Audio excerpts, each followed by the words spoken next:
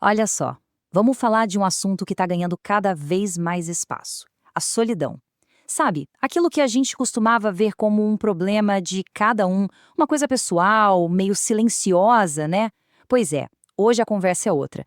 A solidão está sendo tratada como uma crise de saúde pública, uma crise global. É um sentimento que, de verdade, não escolhe idade, gênero, nem conta bancária. E os impactos, nossa, vão muito, mas muito além da tristeza.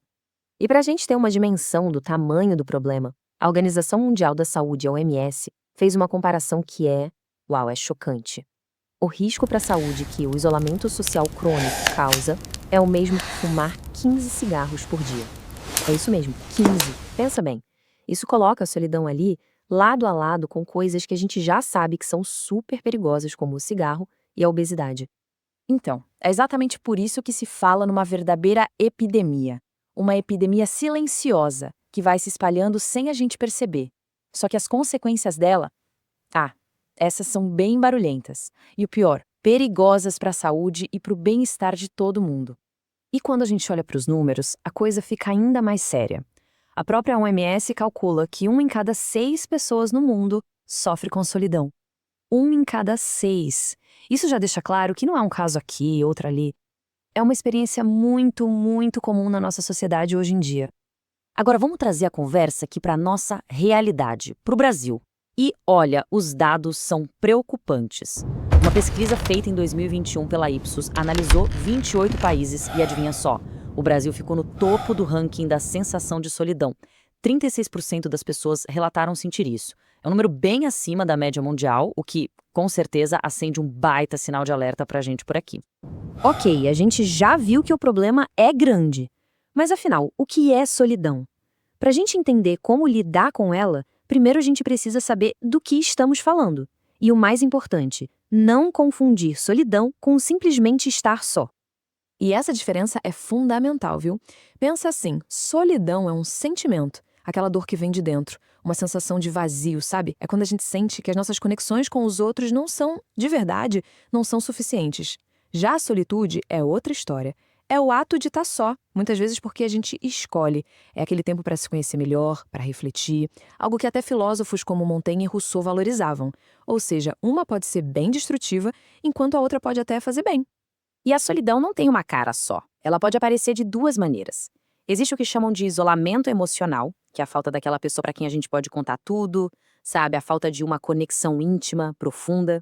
E tem também o isolamento social, que é mais sobre a falta de uma rede de contatos, de interações no dia a dia. E olha, a gente precisa dos dois tipos de conexão para se sentir bem. Beleza. Agora que a gente já entendeu o que é a solidão, vamos mergulhar nos riscos que ela traz para a nossa saúde. E muitos desses riscos são coisas que a gente nem imagina.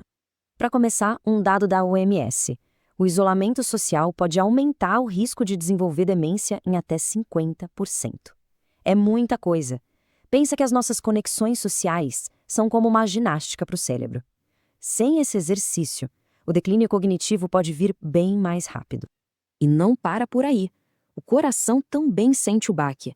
A solidão está ligada a um aumento de 30% no risco de doenças cardiovasculares, como um AVC ou um infarto. E agora, talvez o dado mais pesado de todos. O isolamento social aumenta o risco de morte prematura em 25%. É isso mesmo. A falta de conexão literalmente pode tirar anos da nossa vida. Mas como isso é possível? Bom, a ciência explica. A solidão crônica deixa o nosso cérebro em estado de alerta constante, como se a gente estivesse sempre sob ameaça. Isso faz disparar os níveis de cortisol, o famoso hormônio do estresse. E com cortisol nas alturas, o que acontece? O sistema imunológico fica mais fraco, o coração trabalha pior e até o envelhecimento das células acelera. Isso sem falar que é um gatilho gigante para a depressão e ansiedade. É como um efeito dominó, sabe? Uma coisa vai puxando a outra. Mas, calma. A boa notícia é que, apesar de tudo isso, a solidão não é uma sentença definitiva. O problema é complexo, sim, mas existem caminhos, existem estratégias bem claras para a gente construir e fortalecer nossas conexões. Especialistas no assunto desenham um mapa, um caminho. O primeiro passo, e talvez o mais corajoso, é admitir para si mesmo: ok, estou me sentindo assim, sem vergonha, sem culpa. Depois, o foco vai para o autocuidado, para a gente se fortalecer por dentro e preparar o terreno para novas conexões. A partir daí, a gente começa a buscar interações de verdade, pequenos gestos sociais no dia a dia. E claro, com paciência, porque amizades e laços não nascem da noite para o dia. E olha, é super importante lembrar, se a barra estiver pesada, buscar ajuda profissional é uma ferramenta poderosíssima. E o legal é que não precisa ser nada gigantesco, sabe? Muitas vezes o remédio está nas pequenas coisas do dia a dia. Puxar um papo com a pessoa que te serve o café, se envolver num trabalho voluntário, mandar um oi sumido para um amigo antigo, ou simplesmente ser gentil com alguém na rua. São esses pequenos atos que vão quebrando o gelo do isolamento e construindo pontes. E pra gente fechando, tem uma frase da especialista Gisele Hedler que eu acho que resume tudo de uma forma perfeita. Ela diz: solidão não é fraqueza, nem vergonha. É uma condição humana que precisa de acolhimento e ação. Essa frase é muito forte, né? É um convite pra gente mudar o jeito que enxerga a solidão e principalmente pra gente agir, por nós e pelos outros. E isso tudo nos leva a uma última pergunta, uma reflexão. Não para deixar para depois, para amanhã ou para a semana que vem, mas para pensar agora. Qual pequena conexão a gente pode criar hoje mesmo para fazer o nosso mundo e o mundo de alguém um pouquinho menos solitário?